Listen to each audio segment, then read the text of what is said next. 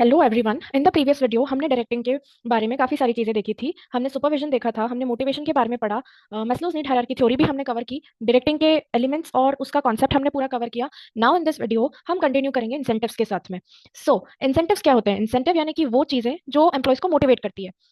Motivation की बात अगर एक इंपॉर्टेंट चीज किसी को देखा जाता है तो वो इंसेंटिव होती है। सोचो अगर टीचर बोले आपको कि बेटा अगर 95% आए तो गोवा ट्रिप फ्री मिलेगी, और अगर कम आए तो फिर घर में चप्पल ट्रीटमेंट मिलेगा। दोनों ही केस में बंदा मोटिवेट होगा और इसी को बोलते हैं इंसेंटिव।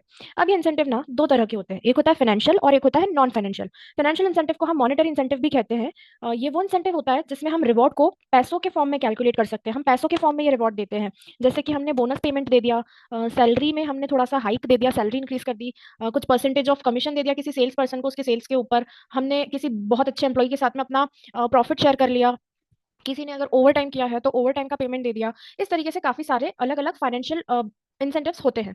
फॉर एग्जाम्पल इंफोसिस ने अपने इंटर्न्स को भी हाइक दिया, सबने ट्विटर पे क्लैप बजाया था उनके लिए, that was the peak time. काफी पुरानी बात हो चुकी है। Now comes non monetary incentive. ऐसे इंसेंटिव्स जो पैसों के टर्म्स में काउंट नहीं किए जा सकते but still it gives motivation to the employees. जैसे रिकॉग्निशन हो गया, job security, career growth, status, employees participation. यानी इसका मोटिव होता है कि एम्प्लॉय की सेल्फ एस्टीम और उसकी सेल्फ एक्चुअलाइजेशन नीड्स को एक्टिव करना। एम्प्लॉइज हर समय पैसों से मोटिवेट नहीं होगा। मैंने इनिशियली दो चीजें बताई थी इन द स्टाफिंग चैप्टर। इंसान दो चीजों के लिए काम करता है, one is money and second is इज्जत, right? So that is the thing. अगर एग्जाम्पल की बात की जाए तो अगर बॉस आपको सबके सामने शाबाश ऐसा कुछ कह दे, कुछ अच्छी चीज कह दे, तो सैलरी कम भी चलेगी, आपको आपके काम का रिकॉग्निशन मिल रहा है, राइट? आप कोई अच्छा काम कर रहे हो तो आपको सबके सामने तारीफ मिल रही है, रिवॉर्ड मिल रहा है, इससे आपके मन को संतुष्टि होगी। फिर आप सोचोगे कि इज्जत भी अच्छी मिल रही है और पैसा थोड़ा बहुत कम भी है तो चलेगा, मेरा तो काम हो रहा है। But obviously not more than less, कि भाई अगर किसी ने खाली तारीफ करने के लिए जॉब करी है तो फिर उसका घर कैसे ही चलेगा? We are working for money after all, right?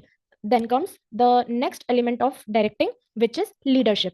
अब लीडरशिप क्या होता है? लीडरशिप मतलब लोगों को इंस्पायर करके उनसे काम करवाना, लोगों को इन्फ्लुएंस करना। एक ऐसी प्रोसेस होती है जिसमें आप लोगों के बिहेवियर को इन्फ्लुएंस करते हो ताकि वो अपनी मर्जी से गोल को अचीव कर सके, उनको एक डायरेक्शन प्रोवाइड करता है।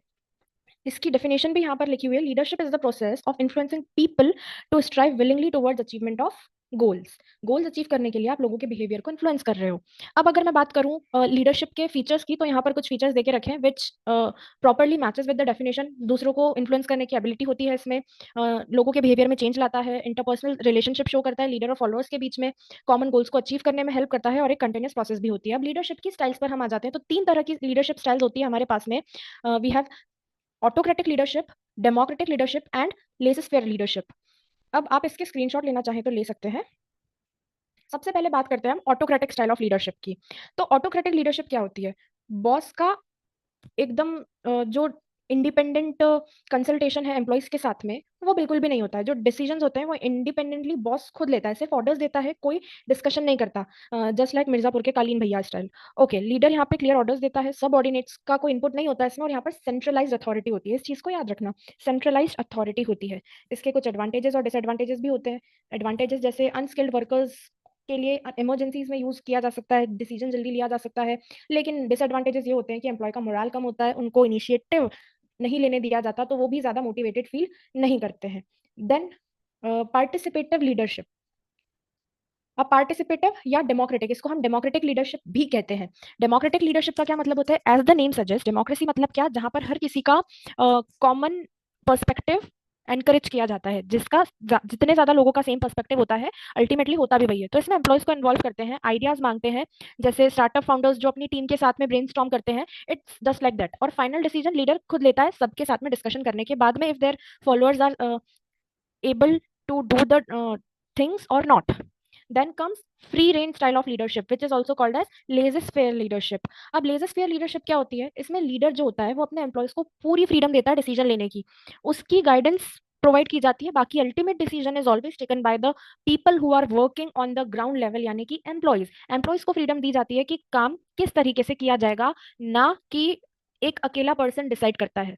देन कम्स एग्जाम्पल के लिए फ्रीलांसर्स की लाइफ, नो मॉनिटरिंग, बस खाली डेडलाइंस होती है, आपने उसको काम दिया है वो अपने हिसाब से कर लेगा।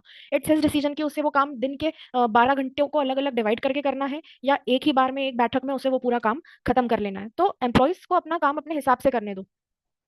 तो कंक्लूजन में अगर मैं आऊँ इस पूरे लीडरशिप स्टाइल के कंक्लूजन में, तो हर एक लीडरशिप स्टाइल अलग अलग सिचुएशंस में इफेक्टिव होता है। ऐसा नहीं है कि आप इन तीनों में से कोई सी भी एक इंप्लीमेंट कर सकते हैं, नहीं। एक अच्छा लीडर वही होता है जो काम के नेचर के हिसाब से, एम्प्लॉय की स्किल के हिसाब से और ऑर्गेनाइजेशन के गोल के हिसाब से चूज करता है कि उसके लिए किस सिचुएशन में कौन सी लीडरशिप स्टाइल ज्यादा बेटर रहेगी। एग्जाम्पल यहाँ पर देके रखा है कि एक कंपनी नया प्रोडक्ट लॉन्च करती है। मैनेजर मैनेजर डिसाइड करता है लॉन्च डेट, बजट, ये सारी चीजें टीम से कंसल्ट करने की कोई जरूरत नहीं है, राइट। तो यहाँ पर ऑटोक्रेटिक लीडरशिप हो गई। लॉन्च डेट और बजट तो मैनेजर ने डिसाइड किया। अब मीटिंग होल्ड करता है इन सब चीजों के लिए कि मार्केटिंग की स्ट्रेटेजीज क्या रहेगी, टीम के आइडियाज लेता है। अब यहाँ पर उसने टीम को इन्वॉल्व किया, that means it is democratic style of leadership. और प्रोडक्ट की डिजाइनिंग, पैकेजिंग, वो पूरी की पूरी क्रिएटिव टीम के ऊपर छोड़ देता है कि वहां पर सब इंडिपेंडेंटली वर्क करें, सबकी एक्सपर्टीज के ऊपर ट्रस्ट करता है और उन्हें अपने हिसाब से डिजाइनिंग का काम करने देता है। तो here is laissez faire style of leadership is applied.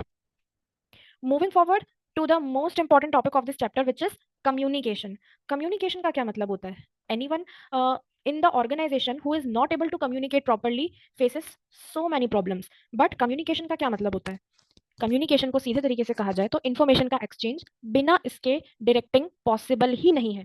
Information का exchange through various methods like speaking words, written words, gestures, diagrams, pictures और ग्राफ्स, कई तरीके से दो या दो से ज्यादा लोगों में आप इन्फॉर्मेशन एक्सचेंज करते हो तो उसे आप कम्युनिकेशन कहते हो, which is very important in any way, not only in organisation but in any way communication is very important. अब कम्युनिकेशन के कुछ एलिमेंट्स होते हैं बेसिकली।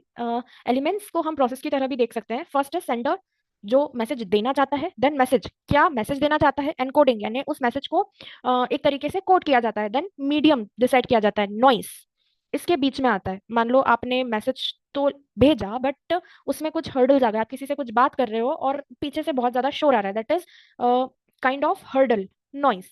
देन मीडिया, आपने एक चैनल डिसाइड किया कि आप किस सोर्स से वो मैसेज कन्वे करना चाहते हो। उसके बाद में डीकोडिंग, वो मैसेज को डीकोड किया जाता है और फिर रिसीवर के पास पहुंचता है। रिसीवर उसमें कुछ समझता है, उसका कुछ दिमाग में कॉन्सेप्ट क्लियर होता है कि क्या बात कहना चाह रहा है इस मैसेज में। एंड लास्टली फीडबैक, जब रिसीवर को मैसेज मिल गया तो वो फीडबैक देगा and then he will become the sender. तो ये एक साइकिल होता है। Then comes types of communication.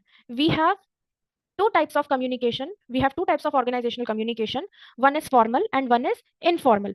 Formal communication की बात करूं तो इसके अंदर तीन तरह की communication होती है, vertical, horizontal and diagonal. Formal communication official communication होता है, थ्रू हायरार्की फॉलो किया जाता है, जैसे स्केलर चेन फॉलो होती है। आप डायरेक्टली बॉस से कुछ नहीं कह सकते। फॉर एग्जाम्पल फैक्ट्री में अगर बिल्डिंग मटेरियल्स खत्म हो गया तो उसके लिए आप सीईओ से बात नहीं करोगे, you will have to talk to supervisor of the field, right. तो एक हायरार्की में ये सारा काम चलता है। देन कम्स इनफॉर्मल कम्युनिकेशन, जहां पर फ्री फ्लो होता है कम्युनिकेशन का, कोई फिक्स डायरेक्शन नहीं होती है एकदम। कह सकते हैं कि लोग आपस में ग्रुप्स बनाते हैं, अपने अपने विचार शेयर करते हैं, आइडियाज शेयर करते हैं and they act upon it accordingly. यहाँ पर एक चार्ट है जिसका आप स्क्रीनशॉट ले सकते हैं। अब मैं बात करती हूँ वर्टिकल कम्युनिकेशन की, which is a part of formal communication. अब कम्युनिकेशन जब अलग अलग लेवल्स के बीच में होता है, एक हायरार्की में होता है, तो उसे हम वर्टिकल कम्युनिकेशन कहते हैं। ये दो तरीके का होता है, एक अपवर्ड और एक डाउनवर्ड। जब सबऑर्डिनेट सुपीरियर से बात करना चाहते हैं दैट इज अपवर्ड कम्युनिकेशन, और जब सुपीरियर सबऑर्डिनेट से बात करना चाहता है दैट इज डाउनवर्ड कम्युनिकेशन, जैसे कि मीटिंग डायरेक्टिव्स, ये सारी चीजें। नाउ कम्स हॉरिजॉन्टल कम्युनिकेशन, जब सेम लेवल के दो लोग आपस में बात करते हैं, कम्युनिकेट करते हैं विथ फॉर्मल वे, जैसे एक डिपार्टमेंट से दूसरे डिपार्टमेंट, पीयर ग्रुप्स के बीच में, तो इनमें ये एक हॉरिजॉन्टल कम्युनिकेशन होता है। इसमें आप वर्क कोऑर्डिनेट करते हो, आइडियाज शेयर करते हो। और डायगोनल कम्युनिकेशन का मतलब होता है कि अलग अलग लेवल्स के, अलग अलग डिपार्टमेंट्स के बीच में कम्युनिकेशन होना, और हायरार्की कट हो जाती है इसमें, अलग अलग लेवल्स में, अलग अलग डिपार्टमेंट्स में यहाँ पर कम्युनिकेशन होता है। इसका पर्पस सिर्फ इतना ही होता है कि फास्ट और डायरेक्टली इन्फॉर्मेशन पहुंच जाए। अब बात आती है इनफॉर्मल कम्युनिकेशन की, जैसा मैंने पहले भी बताया था कि कोई स्पेशल चैनल भी फॉलो नहीं किया जाता है और कोई फिक्स डायरेक्शन नहीं होती है। यहाँ पर कलीग्स आपस में कंपनी के इंटरनल डिस्कशंस कर रहे होते हैं during their break times to fresh their minds. So ये चीज थी फॉर्मल एंड इनफॉर्मल कम्युनिकेशन की। आपको अगर इन चीजों में किसी भी तरीके का कोई भी डाउट है तो इसका एक short summarised table with example आपकी स्क्रीन पर दिखाई दे रहा है, आप चाहे तो इसका स्क्रीनशॉट ले सकते हैं। Now comes barriers to effective communication. Communication के बैरियर्स क्या क्या होते हैं? This is again a very very important topic of this chapter. First is semantic barriers. Semantic barriers का सीधा सा मतलब है जब आप वर्ड्स का रॉन्ग मीनिंग निकालते हो तो उसे हम सेमेंटिक बैरियर कहते हैं। For example badly expressed message की मैं बात करूं, किसी मैसेज को ढंग से एक्सप्रेस नहीं किया गया, कोई मैसेज बहुत ही ज्यादा अनक्लियर है in terms of words. For example do it fast, लेकिन फास्ट का मतलब क्या है? यहाँ पे बंदा सोच में पड़ गया। डू इट फास्ट मतलब क्या? काम जल्दी करना है कि क्या? जल्दी किस चीज में करनी है? जल्दी करना है या इस काम को करना है, इसको छोड़ू, बंदा सोच में पड़ जाएगा। Then comes symbols. आप किसी चीज के प्राइस, एथिक्स, इंपॉर्टेंस, किसी चीज की वैल्यू को अलग अलग तरीके से आप जब देखते हैं, मेजर करते हैं, तो उनमें अगर आप किसी तरीके की वर्ड्स की मिस्टेक करते हैं, that is symbol. Then faulty translation. आपने इंग्लिश टू हिंदी ट्रांसलेट करने में मिस्टेक कर दी, ट्रांसलेट ही ठीक से नहीं हुआ तो दिक्कत हो जाएगी। देन टेक्निकल जार्गन्स, जैसे कुछ कॉम्प्लेक्स टेक्निकल वर्ड्स होते हैं हर एक ऑर्गेनाइजेशन में, लाइक CAGR और EBITDA, ये सारी चीजें। उसके बाद में body language mismatch. It's like saying I am fine with a sad face. आप दुखी सा चेहरा बना करके आई एम फाइन बोल रहे हैं, everyone is aware you are not fine, right. Then second kind of communication barriers come is psychological barrier.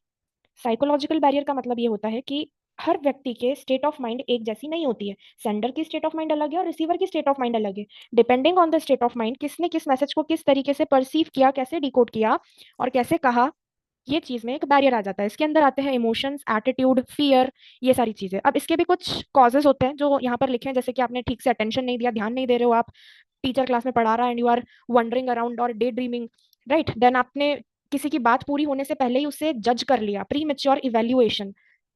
और उसके बाद में आता है डिस्ट्रस्ट। आपको जो मैसेज दिया गया, आपको उसके ऊपर ट्रस्ट ही नहीं है, आपने उसके मैसेज को इग्नोर कर दिया। Then comes nervousness. आप ओपनली फ्रीली बोलने में घबराते हो। उसके अलावा इमोशनल आउटबर्स्ट भी इसका एक एग्जाम्पल होता है। तो ये होते हैं सारे साइकोलॉजिकल बैरियर्स। फॉर एग्जाम्पल, अगर बॉस हमेशा चिल्लाता है तो एम्प्लॉय अपना आइडिया शेयर ही नहीं करेगा, right. Then comes organisational barriers. Complex hierarchy होती है इसके अंदर, ऑर्गेनाइजेशन की वजह से होने वाले बैरियर्स होते हैं। ऑर्गेनाइजेशन का स्ट्रक्चर ही कुछ ऐसा होता है, अथॉरिटी रिलेशनशिप होते हैं, रूल्स रेगुलेशन, कभी कभी कुछ एक्ट ऐसे होते हैं जो कम्युनिकेशन की प्रोसेस में बैरियर बन जाते हैं। जैसे rigid hierarchy, too many levels होते हैं जिसमें डिलेड मैसेज होते हैं, message from employee, team leader, फिर मैनेजर को, फिर डायरेक्टर को, इस तरीके से। Then comes rules and regulations, restricting free communication. आपने फ्री कम्युनिकेशन को रेस्ट्रिक्ट करके रखा है, रूल्स एंड रेगुलेशन ही रिजिड बना रखे हैं। स्टेटस में काफी डिफरेंसेस हैं। ऑर्गेनाइजेशन का स्ट्रक्चर, ऑर्गेनाइजेशन का कल्चर इस तरीके की ओपन कम्युनिकेशन को डिस्करेज करता है। तो ऐसे केसेस में एम्प्लॉइज ठीक से ओपन कभी नहीं हो पाएंगे, बिकॉज आपने एक पर्सनल लेवल पर बहुत बड़ा बैरियर क्रिएट कर दिया ऑर्गेनाइजेशन ने, राइट। तो ये होता है organisational barriers. Last comes personal barriers. Personal barriers का मतलब इसमें सेंडर और रिसीवर दोनों की तरफ से प्रॉब्लम्स हो सकती है, जैसे ईगो क्लैश होना, ट्रस्ट नहीं होना, ये सारी चीजें। फॉर एग्जांपल, मुझे उससे बात ही नहीं करनी। एक ईगो की बात आ गई ना, मुझे बात ही नहीं करनी उससे। आप बात नहीं सुनोगे या उसको अपनी बात बोलोगे नहीं, तो बात ठीक तरीके से होगी कैसे, राइट। तो आपको कॉन्फिडेंस नहीं है सामने वाले की बात, सामने वाले के सामने अपनी बात रखने में आपको बिल्कुल भी इंटरेस्ट नहीं आ रहा है, अनविलिंगनेस टू कम्युनिकेट, आपको अथॉरिटी का फियर हो रहा है, हेजिटेट हो रहे हो आप सीनियर्स के सामने बोलने में। उसके बाद में परसेप्शन आपके उसके अलग है। आप कई सारी चीज़ों में प्रॉब्लम देखते हो, कई सारी चीज़ों में अपॉर्चुनिटी भी होती है जो दूसरों लोगों को नहीं दिखती है। तो आपकी सोच विचार में, परसेप्शन में डिफरेंसेस होते हैं। So these are the few barriers to communication which every person faces in the organization. और communication के बिना directing तो क्या कुछ भी possible नहीं है। Not in the organization but in our day-to-day lives also, communication is very very important. कभी भी communication gap हुआ तो it can create a big mess. Now in communication barriers को overcome कैसे किया जा सकता है? So it's simple. आप आसान भाषा का यूज करो, प्रॉपर फीडबैक लो, और ओपन डोर पॉलिसीज रखो जिससे कि सारी चीजें क्लियर रहे। और फॉर्मल और इनफॉर्मल दोनों मिक्स करके चलना चाहिए, नॉट कि सिर्फ फॉर्मल चल रहा है या सिर्फ इनफॉर्मल चल रहा है। तो दोस्तों, चैप्टर 7 डायरेक्टिंग का फुल एकदम एक्सप्लेनेशन खत्म हो गया। यहाँ पर एक शॉर्ट समरी है, आप चाहें तो इसका स्क्रीनशॉट ले सकते हो। तो thank you so much everyone.